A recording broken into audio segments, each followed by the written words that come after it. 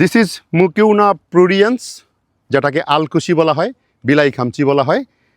এই উদ্ভিদটা আমাদের দেশে এই যে এখন সিজন বনে জঙ্গলে দেখা যায়, তবে আগের চেয়ে এটার আধিক্য কমে গেছে।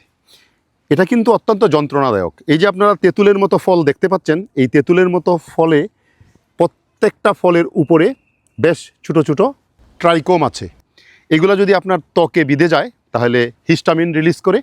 হিস্টামিন রিলিজ করার পরে প্রচণ্ড চুলকানো হয়, প্রদাহ সৃষ্টি হয়। এতে যদি পানি লাগে তাহলে চুলকানোর পরিমাণ আরও বৃদ্ধি পায়।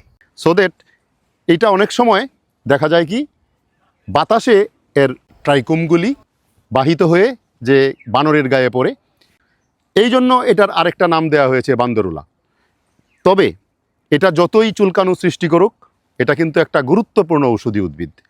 এর পরিপক্ক বীজ পরিশোধন করে দুধের মধ্যে ভিজিয়ে বেশ কয়েক ঘন্টা জাল দিয়ে সেটাকে শুকিয়ে পাউডার করে তারপর যদি দুধের সাথে মিশিয়ে সেবন করা হয় তাহলে মানুষের লিবিডো বৃদ্ধি হয় এবং যাদের প্রিমেচিউর ইজাকুলেশন আছে তাদের জন্য অত্যন্ত গুরুত্বপূর্ণ ভূমিকা পালন করে।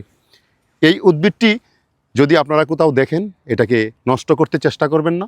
যেহেতু এটা ঔষধি গুণ সম্পন্ন একটা উদ্ভিদ, এই উদ্ভিদটিকে টিকিয়ে রাখা আমাদের কর্তব্য। একটা সময় ছিল মানুষের যদি লিবিডো কম থাকতো, মানুষের যদি প্রিমেচিউর ইজাকুলেশন হতো, তাহলে সাধারণত এইসব বন জঙ্গলে প্রাপ্ত বিভিন্ন রকমের ভেষজ ঔষধ দিয়ে সেটাকে সারিয়ে তোলা হতো। এই যে ভেষজ উদ্ভিদ দিয়ে সারিয়ে তোলাটা, এটাই প্রাকৃতিক এবং এইটার থেকে কখনো পার্শ্ব প্রতিক্রিয়া দেখা যায় না। সো দ্যাট এই বান্দরহুলা উদ্ভিদটাকে আমাদের টিকিয়ে রাখা উচিত।